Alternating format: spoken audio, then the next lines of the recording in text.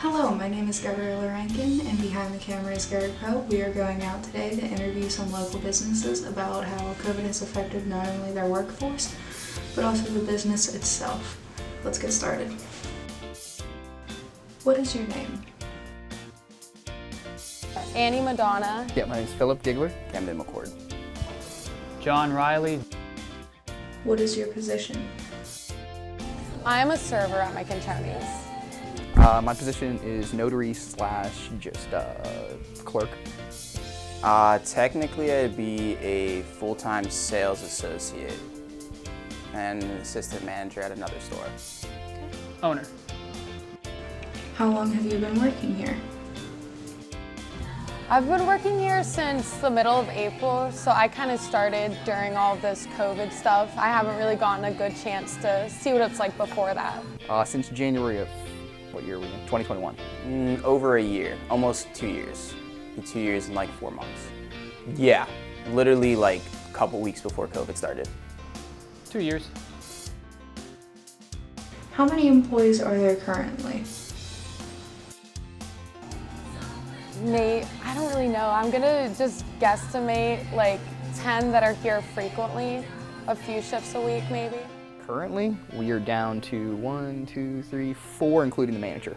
At this store, there are 3 other employees other than myself, so 4 of us. We've got 7 employees right now at this location. How many employees would be considered a full staff? So that's a loaded question just because it's so different from what it used to look like, from what it looks like now. If we were fully staffed, everything was open back up, they'd have 5 servers, maybe 6, a host or 2, a bagger, a couple bartenders. So, I mean, a pretty good handful of people, and we're down to per shift like 3, 2, 4. I think the manager plus 4 staff would be good, but coming to holiday season, a 5th would not be bad at all, considering we usually double all of our sales for the entire year. A full staff probably would maybe 4 or 5. So. Solid 10. No, people are in and out, in and out.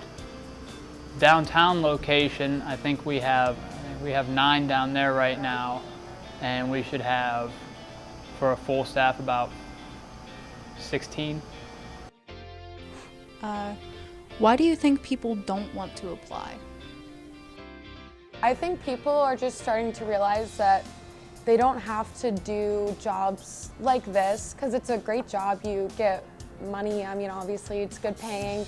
You meet a lot of great people and have good experiences, but it's also a lot of hard work, and people aren't really willing to do that because they know that they don't have to right now, and they're realizing they're worth more and knowing, okay, I don't have to if a customer's yelling at me, I don't have to deal with that, you know, but some of us do have to deal with that because we don't have the luxury of not working. I don't really see like necessarily a lack of applying. I see more of a lack of people actually wanting to interview and wanting to show up to work. I really don't. I understand why they're doing it. You have to apply for unemployment to make sure you still get the unemployment. You have to apply around, but unemployment's going to pay you, if not the same, or maybe a little bit more, depending on what position you worked the year prior. However, that just kind of shows a glaring problem in our economy in the sense of we're not paying our staff enough to want to come to work. I'm a strong believer in if your staff is treated well and they're happy and they're paid well, they're going to come to work. They're going to show up a lot more days than not, and you're going to see a lot less sick time being called out and vacation time being used more appropriately. Pay.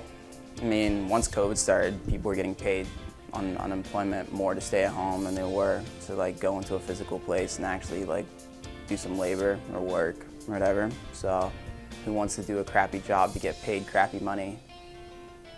I mean, there's a multitude of reasons. Up until September, it was they were making more on unemployment than they were actually working a job. But now, most likely, not enough pay. Oh no, people still aren't applying. Here, yes, people have stayed. Most of the employees have been here for over a year.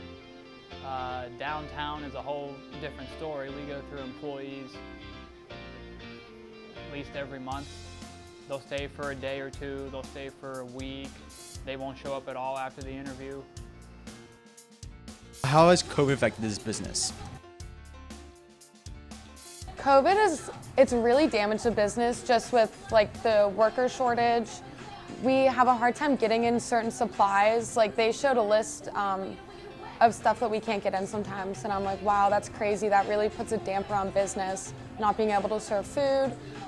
Customers, we don't get as many people in here. And like I said, even if we do have a bunch of people waiting, we just can't seat them. So it's just harmed the business a lot. I wasn't working here during really whenever COVID was in full swing. I was working with a taxi company in Wyoming, and as soon as COVID hit, my average rides I would get a day would be about 20 to 30. It dropped to maybe 10. Lost a ton of people because more people were staying inside. They wanted to be safe. Obviously, they're not going to leave and get sick from COVID. Obviously, like what I said before, people were left to go on unemployment because they got paid to stay home. They're getting more money that way, so why would you not stay home if you're going to get paid more? So you lose a bunch of people that way. You lose people that don't want to come outside. They don't want to see people because of COVID. It just slowed everything down and then brought business to like a minimum. We dropped about 30% in revenue